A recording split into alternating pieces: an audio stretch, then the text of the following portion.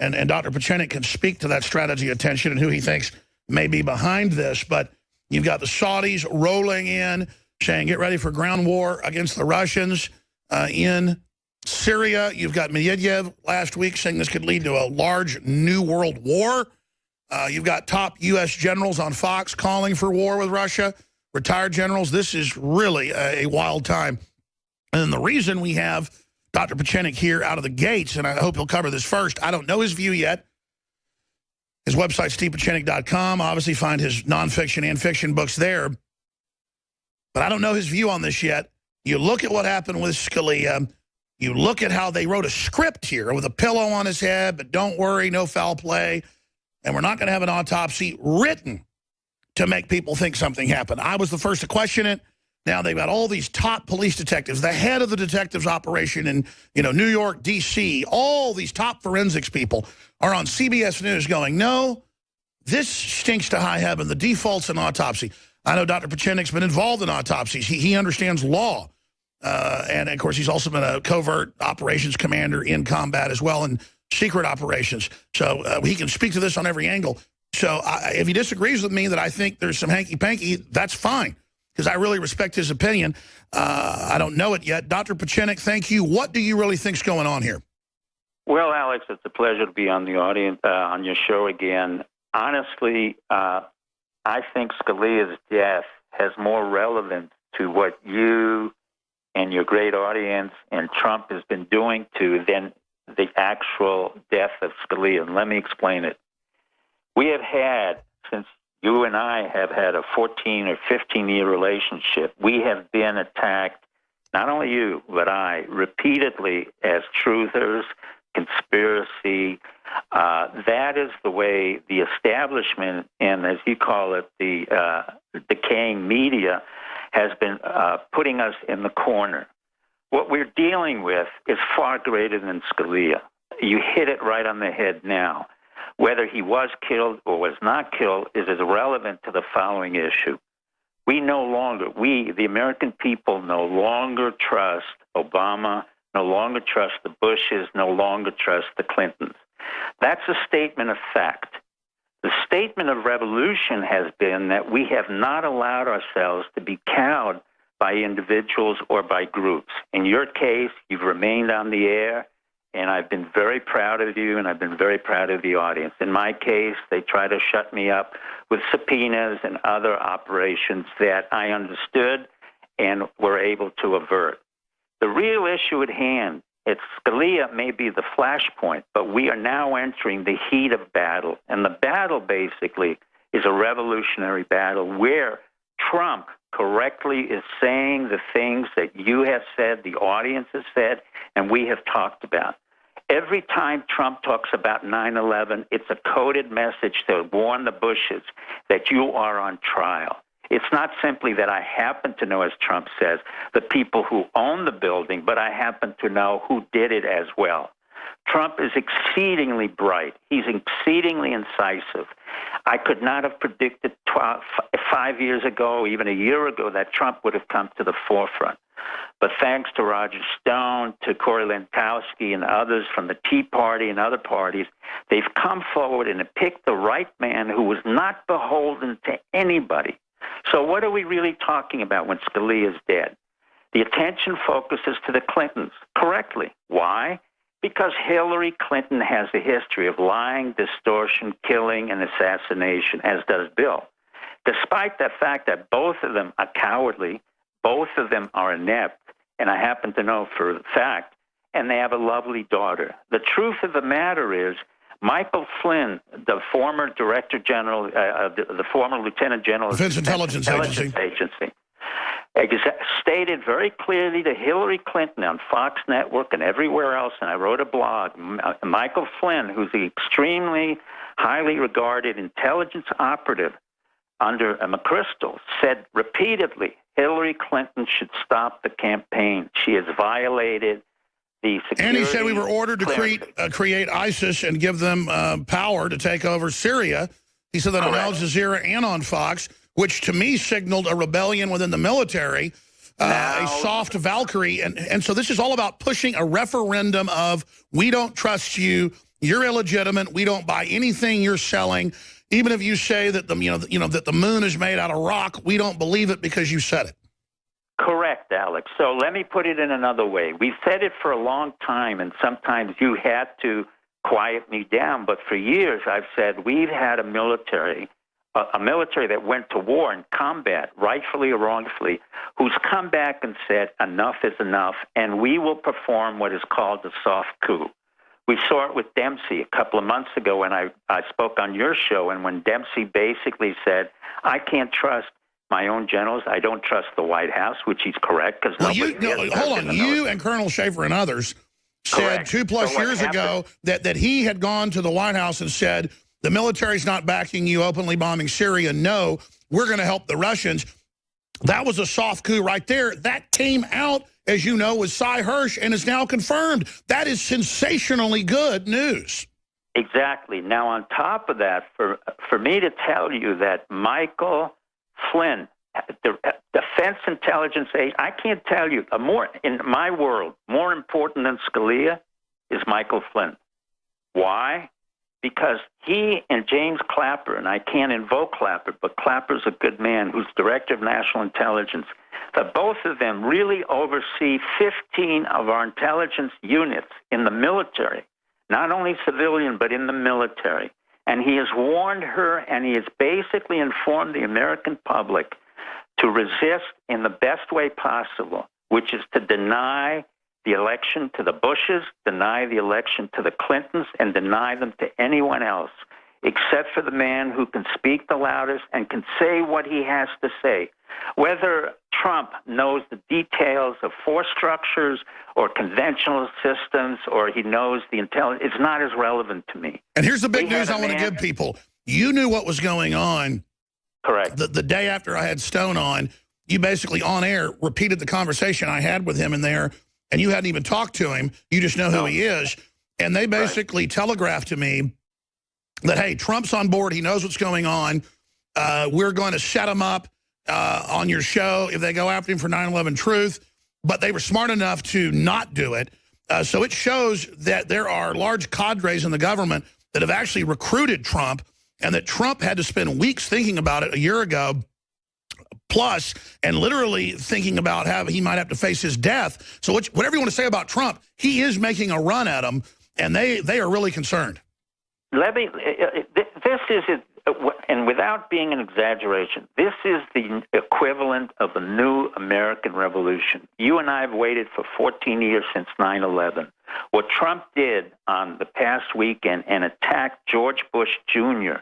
was right on the mark. Scared the hell out of them. Very clearly. They're scared. They're scared. And what you're seeing now is the desperation of what happened in the French Revolution. The kings and queens, their heads are going to be cut off. And Hillary, her head is going to be cut off. In the case of Bush Jr., his head is going to be cut off.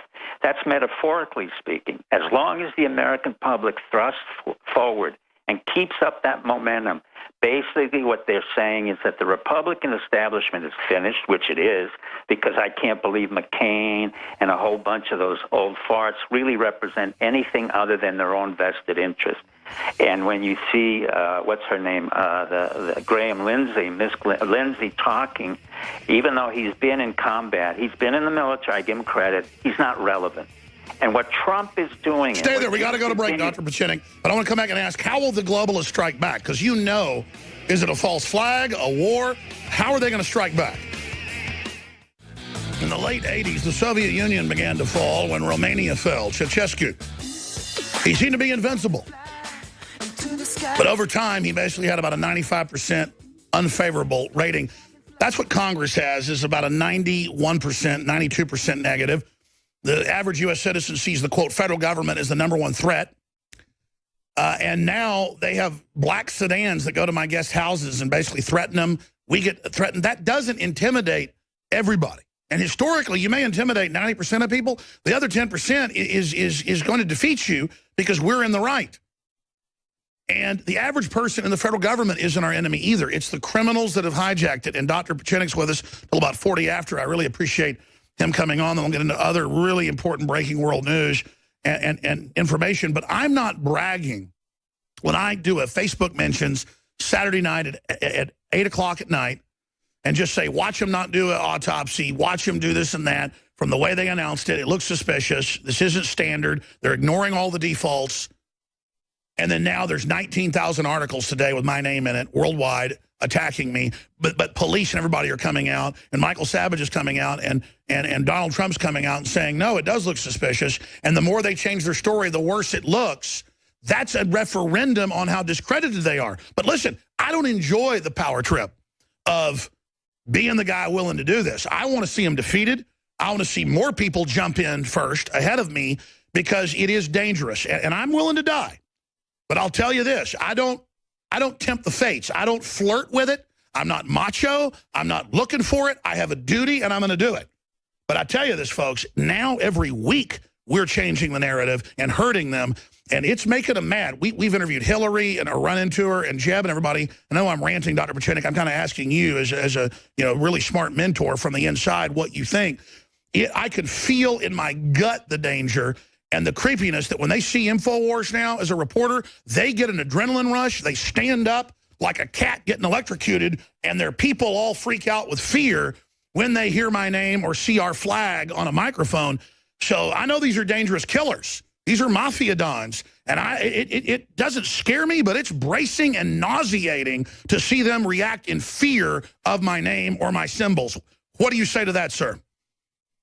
Well, I think it's a tribute to you and your millions of people in the audience around the world to know that we all believe in an alternative narrative, which is not given by the standard media or the presidency. Basically, what you're involved in now, and I say it in terms of the intelligence operative that I was or am, you're involved in agitation propaganda. What we're doing now on your part, and what you have done effectively, is to basically agitate the entire structure of not one administration, but three administrations spanning over 30 years. At the same time, because of your vocal opinion, and I'm not talking, to flaunt you or laud you, but you have done a remarkable job of taking the information that we now know on the internet, and the people who come along with us, the military men who fought in Iraq and Afghanistan, who understood that the biggest lie that was given to them was by a coward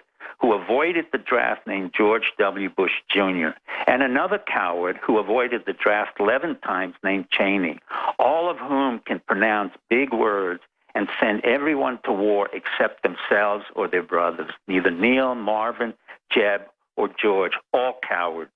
Not maybe cowards, but cowards, outright cowards and disgusting individuals. And it's one thing if they dodge the draft, but then to be warmongers on top of it later. That's the way to cover up the fact that they're cowards. So those who send us to war and never been to war, we will have to deny. And this is where the Iraqi and Afghanistan veterans, the brave warriors who went forth, the men and women, to stand up and say, we've had enough.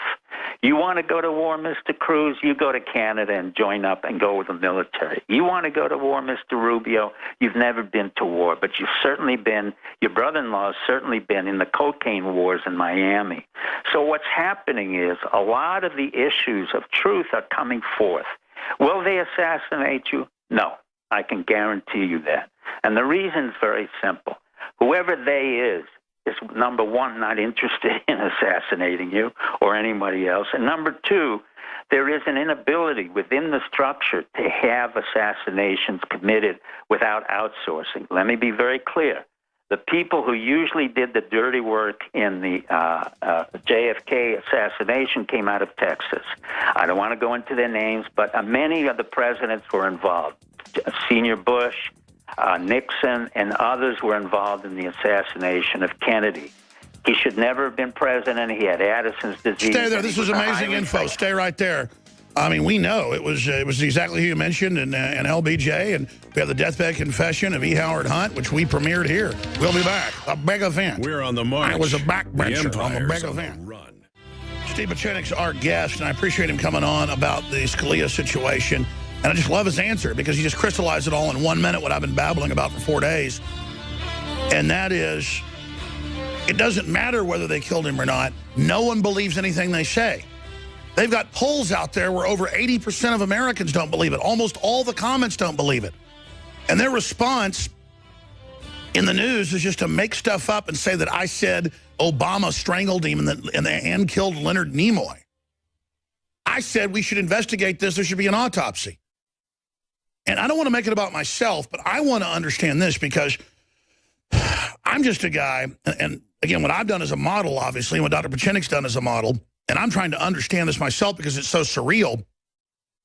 And Dr. Pieczenik was on just a month ago saying, basically, the liberty movement, which you became a spokesman of, is like rock and roll. It's like a new cultural wave that can't be stopped.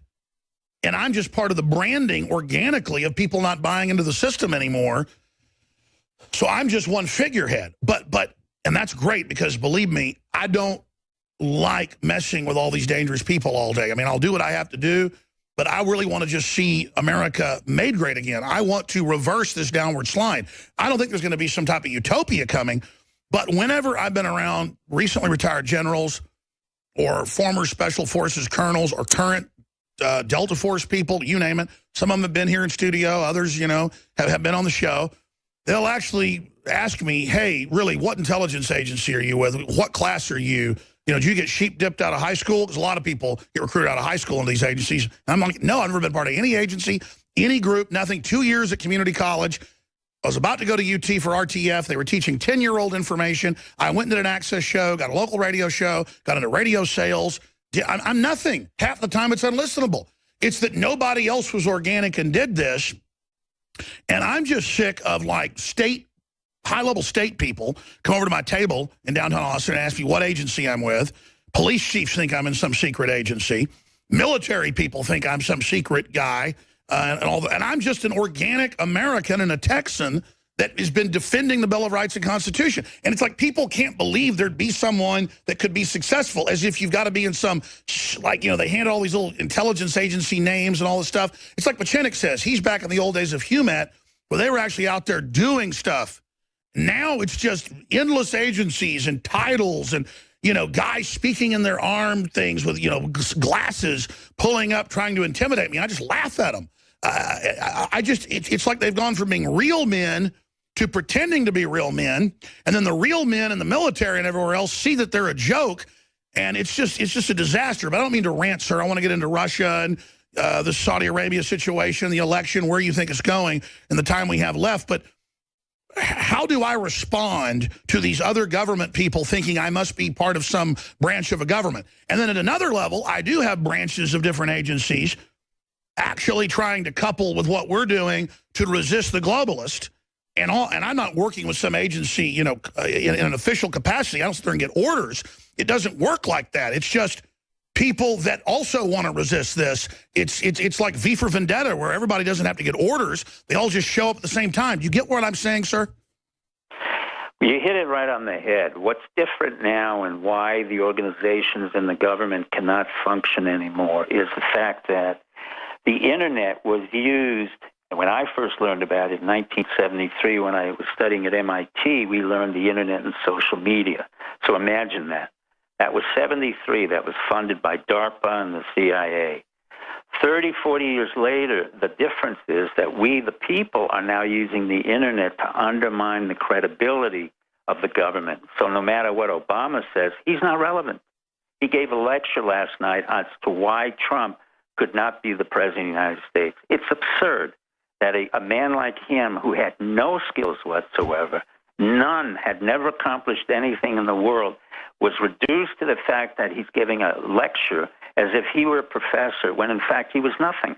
He's just a CIA little operative who they pumped right up to the system, and he got in through lying, cheating in the Chicago mill. So what's happening is you just keep doing what you're doing. Don't worry about it. Keep uncovering what you consider to be the truth and what we know to be the truth. Will there be another false flag? Probably. There are only so many things this government is able to do, and believe me, they're getting less and less effective. More importantly is that the government is going off on its own. It doesn't really care what the American people says. The president can make all kinds of treaties which have very little relevance to us. TPP, it's never been more obvious. It's just a breakaway rogue government. Well, you know, we allowed it to happen. We gave funding to a bunch of people who are called legislators who sit there, do nothing really most of the time. They spend most of their time, the senators and congressmen, just going through process and going on junkets, and they're not relevant to us. In the 21st century, believe me, they're not relevant. And in fact, there's a real issue now as to whether a president is relevant. In my opinion, not. Well, you always talk about how incompetent their information warfare is based on lies. I mean, totally. I'm sorry. Their counterpoints are all written scripts of the stupidest stuff that I would write to discredit myself if I was doing that. I mean, they're just so sophomoric. Well, here's the point. The point is very simple. They're not functional. They forget or they don't want to mention that Hillary Clinton, Obama, Samantha Power, Susan Rice created the disaster they had in Libya. Now what are they saying? Oh, we can correct that disaster. Instead of just attacking Libya, we'll attack it again in order to form a new government. That was exactly the same stupid reasoning that occurred in the Iraq situation, that occurred in Afghanistan, and Yemen and Sudan. So you have a repetition of stupidity, which has to stop. And the American public has to say, you know what, we're not going overseas. In a way, I had wished we had the draft, because the most important deterrent to going overseas or going to an unnecessary battles are the mothers who go out into the streets and say, no, I'm not going to sacrifice my son. You didn't see Bush sacrifice any of his sons. You didn't see Clinton sacrifice. What is the social engineering about trying to put women in frontline combat? Well, what they're doing is giving, basically, they're trying to do what the Israeli model is to integrate women into the social system and be responsive to the legal imperatives of having women do equal duty. Whether they can or not, quite frankly, I don't know. I do know that women in the intelligence service, particularly in human, are extremely good. In many ways, I find them overall to be somewhat superior to the men. But that's in my business, in human and other elements of intelligence, because they're far more sophisticated in absorbing a span of contradictions and simultaneous problems as opposed to men. But that's my prejudice. The reality is we're feminizing our army. We don't have an army. We have 2.2 million people, but our teeth-to-tail ratio, that means the people who actually fight compared to the support group, is so small. We maybe have 15 or 20,000 who can fight at most. We have 4,000 going into Djibouti in Côte d'Ivoire, which gets sent around all of AFRICOM. Do we really belong in AFRICOM? No. Do we really belong in Iraq or in Afghanistan? Well, that was my next question. What is, in your expert view, Dr. Steve Pieczenik's our guest, StevePieczenik.com, what is the state of the world geopolitical and military situation right now? Talk of this leading into major world wars, Medvedev, the Russian Prime Minister? Not really. No, what I'm looking at is a far more serious problem than major wars of combat. What I'm looking at is the fact that China, not purposely, but China inadvertently is going down the tubes very quickly financially. President Xi Jinping is not capable of handling the fundamental problem, which is structural in China, in that they have to transform from an export to a consumer economy where the people are getting paid more and there's no more slave labor like they have in Vietnam. So the president is losing, Xi Jinping is losing an immense amount of dollars or yuans, and it's devaluating very quickly, which will create a deflationary spiral all over the world.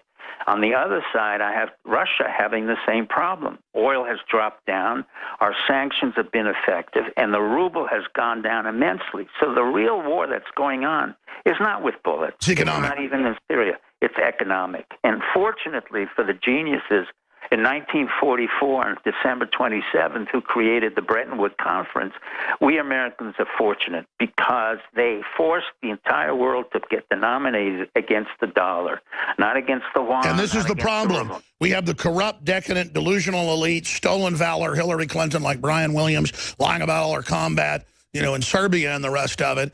this ridiculous garbage, or Bosnia, and they've now inherited all of this American century, all the American ingenuity, all the American master planning, and even inheriting the British Empire, and they're just sitting on top of it, ruining our name, bankrupting us, still people inside the American empire running it, but it's falling apart as a bunch of Neros, you know, run around on top of it, taking 4-month vacations. So where do you see that going as that very elite imbibes in leftist ideology and wants to mop up the libertarian movement in America, thus killing the golden goose? I mean, I really see them really wanting to crush an American Renaissance when that American Renaissance is their only hope. Well, the reality is, whether the wealthy just lost about 25 to 30% of their net worth in the past 6 to 8 weeks. China lost in the past 6 to 8 weeks $10 trillion worth of yuan in their economy. So what's going to happen on this economic warfare is, as we have deflation and the value of assets start going down, and we have a Federal Reserve that really doesn't know what it's doing. Yellen has no idea when to increase the rate and when to decrease it. We're going to be handed a double situation, deflation and possible inflation, yes, and that's stagflation. So the real war that we have is an economic war, not against China, not even against Russia, but internally. We have to start manufacturing. We have to stop allowing our government, our industries to go to Mexico and Vietnam. Selling them off. Trump is correct. That's correct. Treason. The hedge funds have to be disbanded. There's no reason why we have big banks. What about China trying to buy the Chicago Mercantile Exchange? I mean, that sounds like they just want to buy off all that fraud to prop themselves up. Well, they can try to buy anything they want, but the truth of the matter is, like Japan went around 20 years ago buying up everything we had, they then lost it because China cannot sustain a drainage over $10 trillion. Their Federal Reserves and their currency reserves are in the billions, and they're losing it. They have to maintain a liquidity that they can't manage. In short, what I'm saying to the audience is America is still very powerful. It doesn't matter if I got Mickey Mouse there, Donald Duck, or Obama. The truth of the matter is the infrastructure, where I have the governors and the commissioners on a much more local level functioning, and the American individual is really creating his or her own in business and having the cash flows they need, we will still sustain our greatness. As for the people on top, they're not going to be as relevant. If you think that Scalia was that important, not really. The only one who really damaged the whole system was Roberts, when he created the notion that a company is an individual and therefore you could have as much money as you wanted to. Trump is stopping that. He's basically saying, look, I'm a billionaire. I don't need the money. I don't care about the favors. I don't need to have... Well, as you said, we have to have the Henry Ford idea, and he was a bad guy in some ways but good in others, that your employees got enough money to buy your product.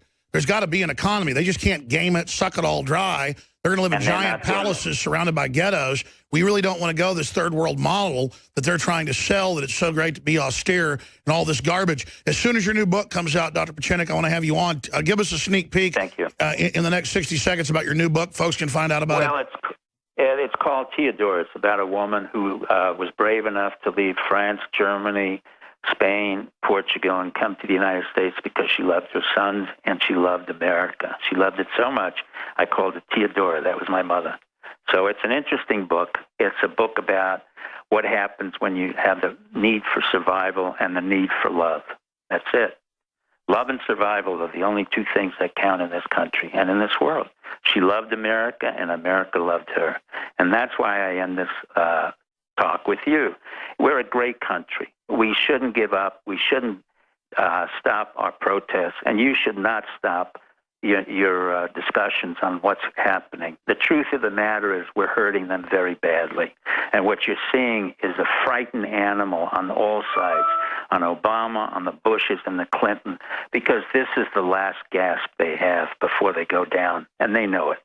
So they're going to hit a lot more, and if we keep Trump up there, and ironically, Sanders, who's a social democrat, he's pulling all the votes away from Hillary. It's become a paradox of irony. Well, Dr. Pieczenik, I thought the book was coming out. Is it out yet? It is out. Yeah, it'll come out, and you'll have a site there where it can be bought. Absolutely. Well, StevePieczenik.com has the link to it. I guess it's pre-orders now. But Right. I want to get you on as soon as it comes out to really talk about your mom and your interesting life. I mean, I guess out of Russia into Europe, then into Cuba, then into the United States. And I know a lot of what you've That's what it is. a lot of what you've been involved in has been classified. But and of course, we talk about some of it, then you get the Justice Department subpoenaing you. But I tell you, just amazing life you've had so far. And I don't know how much of it you can get into here on the air. Let me tell you, I love the FBI, and they take care of me. But truthfully, they have to hand me the subpoenas that are ordered from the Department of Justice and the State Department. That's part of the give and take, my friend. And they're going to harass you, they're going to harass me, and they'll harass many others. But as long as we believe in this country, and as long as we believe the ability to protest, we'll do okay. No one, but no one will touch you. Trust me, Alex. They're smart enough to understand the best thing they could do is to leave you alone, to leave me alone. Well, I know this. Anywhere I go now, when crazies come after me, police just pop out of the woodwork and stop them. I actually have the police and feds actually like hovering around, one group of them watching me to protect me, and then there's these other groups. I tell you, I never knew I'd get into like a James Bond lifestyle doing this, Doc. It's crazy. Well, you are, and welcome to that world. You're in an agitation propaganda world, and welcome to it. You might as well enjoy it and tell your people to enjoy it. This is what it's about. You agitate until you get what you want, and they agitate back. Whoever continues to agitate wins. That's the name of the game. Resistance is victory. StevePieczenik.com. Thank you, Doc. Thank you, Alex, and thank you, audience. God bless you. Thank you.